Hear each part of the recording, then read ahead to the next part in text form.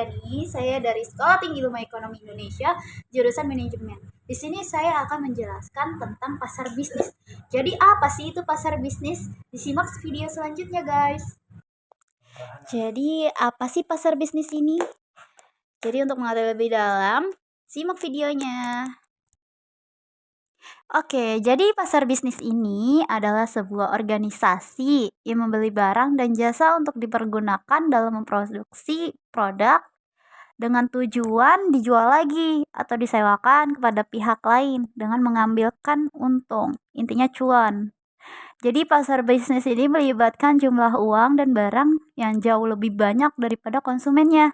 Dalam beberapa hal, pasar bisnis ini sama dengan pasar konsumen, tapi keduanya ini melibatkan orang-orang yang melakukan pembelian untuk memuaskan kebutuhan mereka.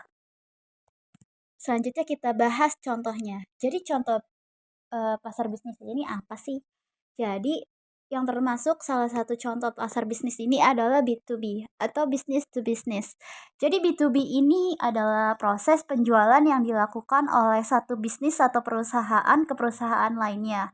Jadi gini, kebetulan kan saya kerja di bagian administrasi di sebuah UMKM dan tugas saya ini kan melakukan B2B, yaitu dengan cari target restoran-restoran yang menengah ke atas target pasarnya untuk menawarkan custom seragam ke restoran tersebut dengan cari di website, nomor telepon, email, LinkedIn, sosial media restoran tersebut. Jadi setelah itu hubungi restoran, lalu kenalkan perusahaan dengan mengirim portofolio. Setelah itu sampaikan tujuan untuk menawarkan jasa customnya. Itu bisa disebut B2B, guys. Siapa sih yang ada di pasar bisnis ini? Jadi kalian tahu siapa pelaku pasar bisnis ini?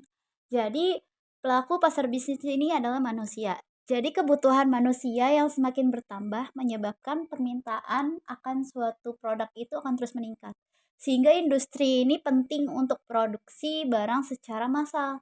Dalam pengertian yang sempit, industri adalah suatu kegiatan ekonomi yang mengolah bahan mentah, bahan baku, barang setengah jadi, dan barang jadi menjadi barang nilai yang lebih tinggi penggunaannya. Berbagai upaya dilakukan oleh perusahaan sebagai upaya untuk menghasilkan produk yang berkualitas dengan tetap berorientasi pada implementasi dari keinginan konsumen. Seperti itu. Sebagian pasar bisnis ada memiliki ciri-ciri.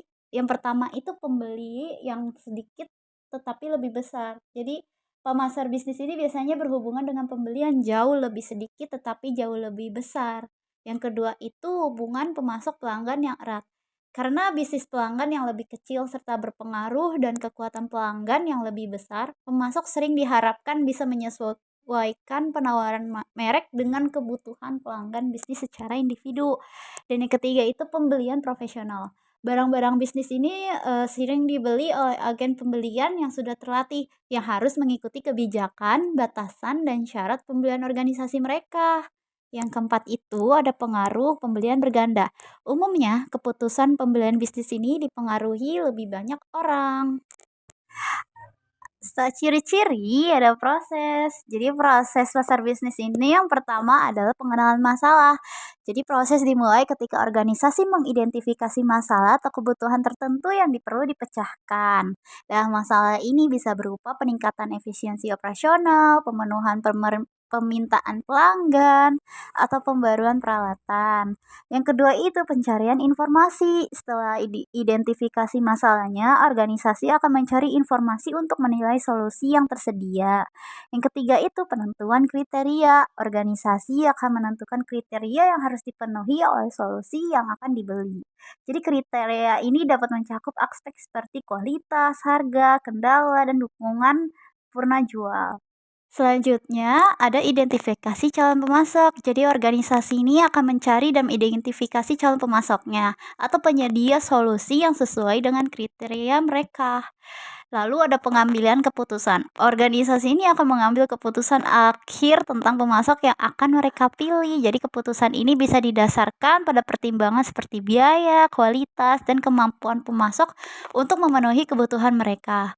Dan ada tahap negosiasi. Setelah pemasok terpilih, organisasi akan memasuki tahap negosiasi. Ini melibatkan perundingan tentang harga, syarat, dan kondisi pembelian. Dan yang terakhir itu pembelian. Organisasi akan melakukan pembelian produk atau layanan dari pemasok yang telah dipilih. Ini mungkin melibatkan prosedur pembelian formal seperti penerbitan pesanan pembelian.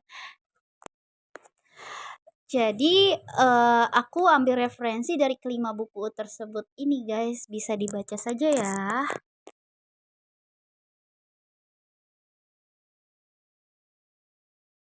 Sekian video dari saya, semoga bermanfaat. Terima kasih, dadah.